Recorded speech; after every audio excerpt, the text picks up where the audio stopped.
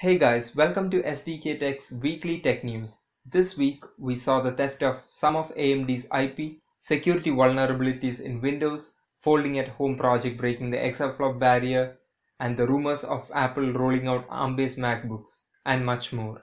Folding at home has raked in over 1500 petaflops of computing power this week. That's more than double the total power of the top 10 supercomputers in the world combined.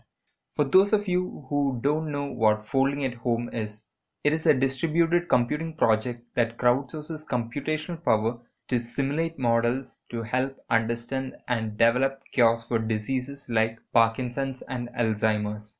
That is, anyone can put their computers on this network and contribute CPU and GPU cycles to accelerate medical research. The number of devices surged roughly from 300,000 to 500,000 once the team announced COVID-19 research. So head over to Folding at Home's website and start folding. This week, AMD made a statement regarding the theft of some of its graphics IP. According to AMD, the company was contacted last December by someone who claimed to have test files related to a subset of current and future graphic products, some of which were posted online but taken down later. AMD says that the perpetrator had access to additional files, but at the same time, they do not believe that it would affect their competitiveness or product security. Presently, the company is working with law enforcement officials to nail down the culprit. According to the popular tech blog WCCF Tech, the stolen IP consists of the upcoming RDNA 2 Navi 21 and Xbox Series X Aorion's GPU, and also RDNA 1 Navi 10, which is already out there in the market. Parts of the source code were posted to GitHub, which were taken down once AMD filed a DMCA notice. Torrent Freak managed to reach out to the hacker who claimed that the source code was found on a hacked computer and that the files had no encryption. She also added that the leaked files are worth around $100 million and that it would be made public if no one turns up to buy them. Microsoft has issued a security advisory regarding two unpatched vulnerabilities which are being exploited by hackers. It involves Adobe Type Manager library, which helps Windows manage and render fonts. As of making this video, Microsoft is still working on a patch. Until one becomes available, you can apply some workarounds to keep your system secure. So check out the link in the description below to read the whole security advisory and apply the workaround.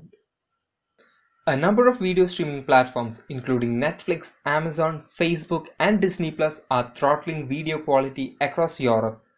This move aims to ease the stress on the internet infrastructure as most people stay indoors due to COVID-19. Also, YouTube will default to 480p globally, but you can always bump up the setting manually and still enjoy high quality videos.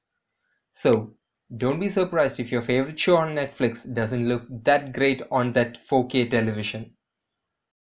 We might get to see Apple Macbooks with its own ARM processors by 2021, according to Ming Chi, a popular analyst with KJ Securities. This will give Apple more flexibility and reduce dependency on Intel for its product roadmap. This move is expected to cut processor costs by 40 to 60% while improving performance and battery efficiency. Also, we could be seeing USB 4 in Apple products by 2022. Official announcement is likely to be made at Apple's Worldwide Developers Conference in June. Finally, we might get to see ARM processors in the same space as Intel and AMD. Researchers at Bitdefender have unveiled typical DNS hijacking attacks targeting Linksys and D-Link home routers. Apparently, the router credentials were brute forced and the DNS settings were changed once the hacker gained access. This resulted in a specific set of web pages being redirected to a malicious website, which prompted users to download OSCI malware disguised as an application that provides latest updates on coronavirus. OSCI malware is known for stealing online account credentials, credit card details, and crypto wallets. Over 1,000 people have been affected so far, and with more people working from home, the number of such attacks are likely to increase. To mitigate such attacks, make sure that you disable remote console access on your router and use a strong administrator password.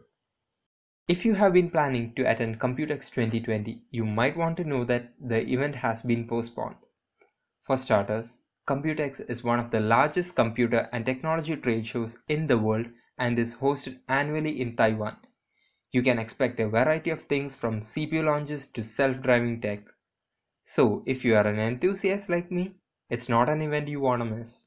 As of now, it has been rescheduled from 2nd of June to 28th of September and has been cut short to 3 days from 5.